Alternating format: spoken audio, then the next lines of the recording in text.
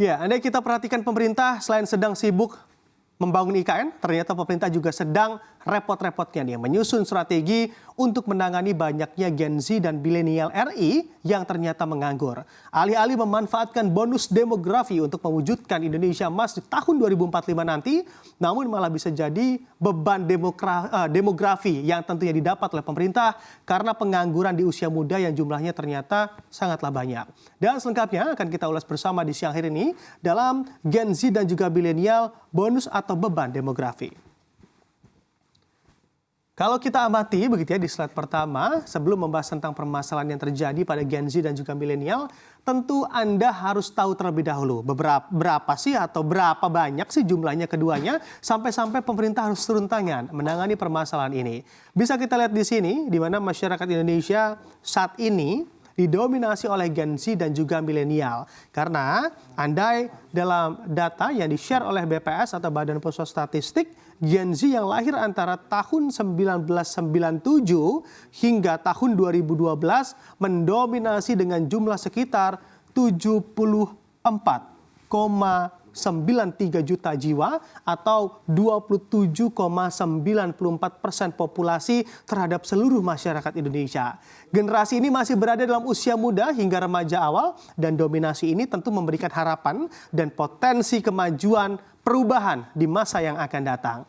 Lalu di urutan kedua, di sini terdapat kategori milenial. Nah, milenial ini sebagai kelompok yang lahir antara tahun 1981 hingga 1996 berada di urutan kedua dengan jumlah sekitar 69,38 juta jiwa dari total masyarakat Indonesia. Secara persentase ada sebanyak 25,87% warga RI saat ini yang masuk dalam kategori milenial. Tapi perlu kita lihat juga dari fakta lainnya yang ternyata walau membawa potensi kemajuan bangsa di masa yang akan datang, tetapi dilaporkan pula ada sebanyak 9,9 juta Gen Z di tanah air kita yang masuk dalam kategori tidak sedang kuliah dan tidak bekerja alias pengangguran. Karena memang jumlahnya yang sangat banyak, tentu ini bisa jadi masalah serius, terkhusus bagi transisi generasi muda ke depannya dan berujung pada cita-cita Indonesia Emas disokong oleh bonus demografi juga ikut berpotensi sirna. Karena memang pemerintah harus punya strategi jitu begitu ya untuk meminimalisir jumlah pengangguran di tingkat Gen Z atau meningkatkan serapan kerja bagi usia di kategori mereka. Walaupun kita ketahui pemerintah melalui Kemenko Perekonomian juga sudah melakukan terobosan melalui kartu prakerja. Kita nantikan seberapa efektif untuk mengurangi 9,9 juta Gen Z ini yang tidak kuliah dan juga tidak bekerja. Lalu desakan seperti apa saja yang mulai ditujukan pada pemerintah atas permasalahan ini? Kita lihat di slide selanjutnya.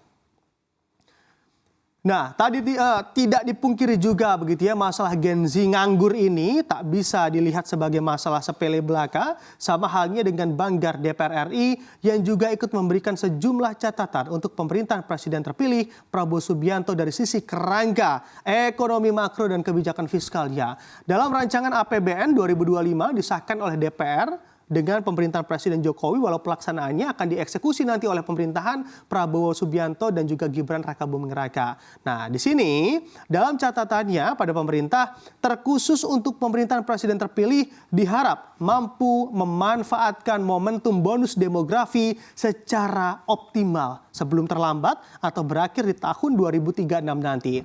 Bentuk dukungan ini seharusnya bisa tercermin juga dari anggaran pendidikan yang seharusnya menurut DPR nih lebih tinggi dari angka 20% untuk mengubah masyarakat terkhusus Gen Z menjadi tenaga kerja terampil, penuh inovasi dan punya etos kerja yang tinggi. Selain itu, atas permasalahan yang terjadi ini DPR juga berharap pemerintah melalui BKPM atau Menteri Investasi yang ditujukan begitu ya bagi Menteri Bahlil untuk ke depan bisa lebih fokus lagi pada investasi padat karya, bukan padat modal. Karena yang diharapkan di sini adalah investasi padat karya bisa atau mampu menyerap tenaga kerja lebih banyak dan lagi-lagi harapannya semoga Gen Z dan juga milenial bisa terserap di dunia kerja, tidak lagi jadi pengangguran.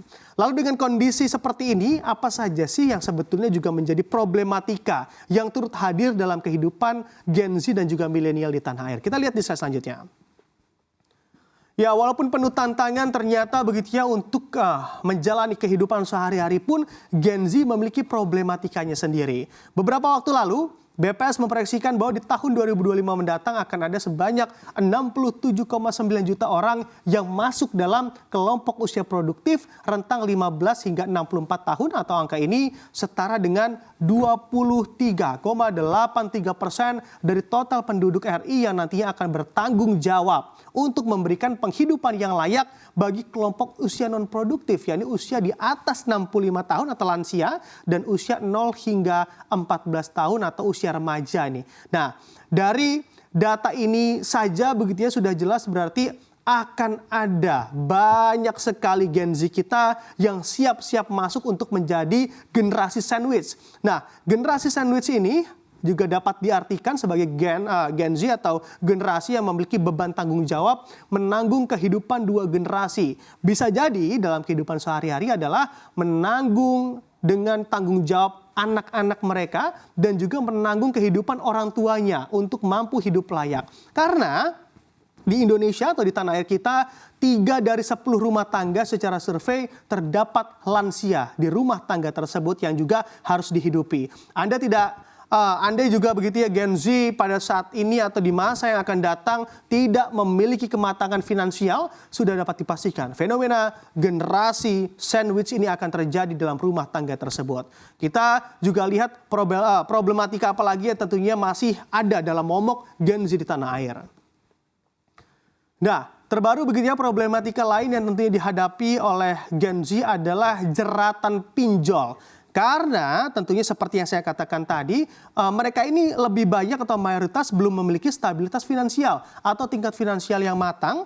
Alhasil banyak di antara Gen Z yang memanfaatkan pinjol atau pinjaman online untuk menopang kehidupan atau kebutuhan hidup mereka. Terbukti berdasarkan data OJK, Otoritas Jasa Keuangan, di mana hingga Maret 2024 ada sebanyak 9,18 juta rekening pinjol yang ternyata berasal dari kelompok usia 19 hingga 34 tahun dengan nilai pinjaman secara total mencapai bahkan 28,8 triliun rupiah. Jadi ya wajar saja apabila banyak anak dengan rentang usia 19 tahunan di luar sana yang tentunya kini sudah terjerat pinjol karena tidak kuasa menopang biaya hidup mereka yang tinggi apabila juga mereka begitu ya menjadi generasi sandwich dalam keluarga mereka. Jadi ya jelas saja mereka punya tanggung jawab yang cukup besar di saat finansial mereka belumlah matang. Jadi tolong Pak Presiden dan juga Pak Menteri, semoga bapak-bapak sekalian diharap mampu meracik kebijakan atau formula dan juga strategi yang jitu dalam menangani permasalahan ini. Tentunya agar kita bisa bersama-sama menyongsong Indonesia Emas di tahun 2045 nanti.